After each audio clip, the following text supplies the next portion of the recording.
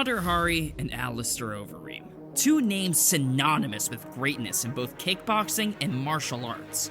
Though both rose through the ranks in the Dutch combat scene, to an outsider, it would appear as if they came from different worlds. Coming up, Hari was polarizing. He talked the talk, but he definitely walked the walk. Every time he entered a room, the energy of it naturally shifted towards him. When he stepped into the ring, it was as if the eyes of the world would gaze upon his every move. Badr Hari, unchallenged, is the biggest star in the history of kickboxing. As big as Peter Arts was, as big as Andy Hoog was, I think in an international stage, Badr Hari is the biggest kickboxing star in the history of the sport. It's the vulnerability. He kills people and he's been killed. You know, like just something about this guy. Badr was a rising star coming up to the K1, and he was really, he had a great period of knocking people out, fighting real strong, but he was a very emotional fighter. You know, if something goes wrong, he gets really emotional. When he loses, he gets really angry. You could see some videos when he's walking through the locker rooms, breaking stuff.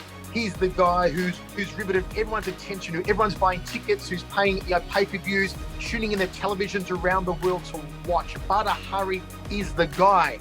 Unlike Hari, Overeem was stoic, a mixed martial artist with devastating kickboxing skills. He was businesslike in his approach.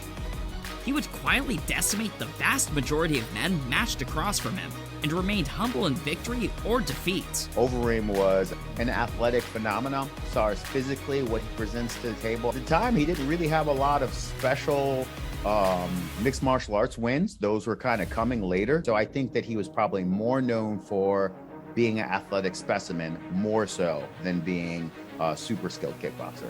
Both Hari and Overeem rose to the top of their respective sports during the latter part of the 2000s, each in their own unique way. One competing in kickboxing and the other in MMA, they seemed to be worlds apart from each other. That was until September 2008, when their worlds abruptly collided. Yeah, and constantly, watch what he's doing with his elbows. He's constantly pushing on this, you see? Yeah. Constantly there. Constantly. He's got to flex his muscles the whole time. Badr Hari was sitting ringside to watch Alistair Overeem take on Mirko Krokop in an MMA match. And, to put it lightly, Hari wasn't impressed. After the uneventful fight ended in a no contest due to an illegal groin strike from Overeem, Alistair got on the mic and called out the entire K1 roster. Krokop was first on my list. If there's anybody else, come forward and I'll fight you too. Hari took this as in the front. He watched Overeem compete in what was effectively a lackluster grappling match, and then he called out the best strikers on the planet? As Overeem left the ring, Hari entered and took the mic. Who fought today? Alistair, listen, all this hugging and shit is nothing. K1, stand-up fights will not... Let's do it K1. Let's do it kickboxing. That's where this rivalry begins.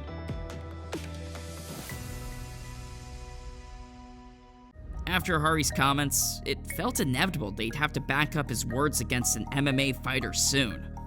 Still, he had business to take care of in the meantime. Just 4 days later, he would battle the Colossus Hongman Choi.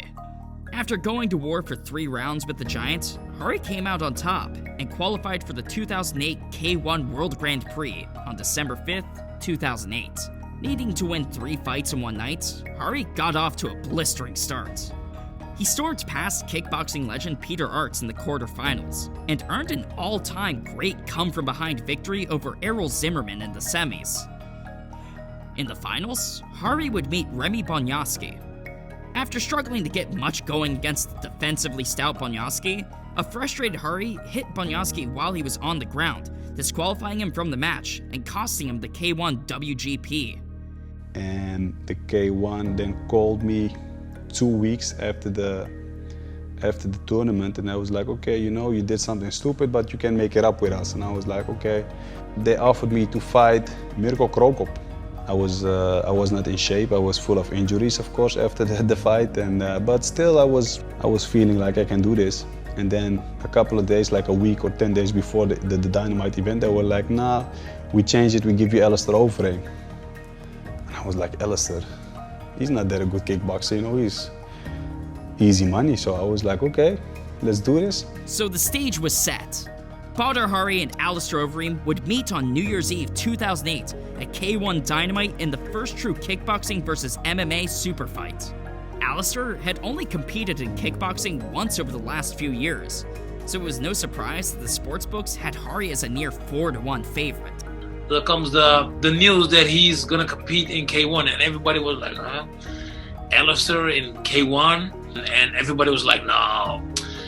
When he comes here, we'll beat him up and we'll send him to Pride, we'll send him to UFC, we'll send him to another MMA organization, and we'll just, you know, we'll beat him up like a dog.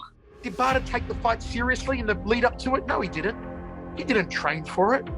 He wasn't mentally or physically prepared for Alistair. He didn't even think that Alistair would be a threat because Badr said the guy's 4 fights in kickboxing. He's 2-2. His last kickboxing fight was a while ago. Who the hell in the landscape of kickboxing is Alistair Overeem? Number one thing that happened in the first fight is Badr Hari came out to kickbox. He came out with his normal combinations, the low kick. First thing that Overeem did in the fight, they got close and he digged a deep underhook, which showed me that, like, okay, he still has an MMA understanding, but I think he did it to kind of test the strength. So after that, he does something. Lucien Corbin, shout out to Lucien Corbin. He's probably one of the greatest coaches of all time. But he does a lot of what we call same side striking, right knee to right punch, you know, okay? Switch kick to left punch. He plays with a lot of those tricks. That's what got Badr in trouble. He did a same side, he threw the knee up and he came with that hook on that side. I don't think that it was something that Badr was expecting at all. No, Badr he went down and then he got back up. Like that's what makes Badr so special. Like he can kill you, he can be killed, but you know, he's in the fight until they wave it off. And then when they went back to it, instead of shooting the hook wide, he shot it straight, like a jab type motion as opposed to a hook type motion. Caught him clean, got the KO, and it happened really, really quick. It wasn't even long enough for Badr to showcase what he is athletically at the time or skill-wise, because the series that got him in trouble happened before he got into his game. He was still trying to play kickboxing. He didn't sit on punches, and that's what cost him in the first one. I wasn't prepared, and he made me pay the price for coming to the ring not prepared. He was like, okay, you want to come like in this shape? Okay, I will show you. And he showed me, and he knocked me out bad.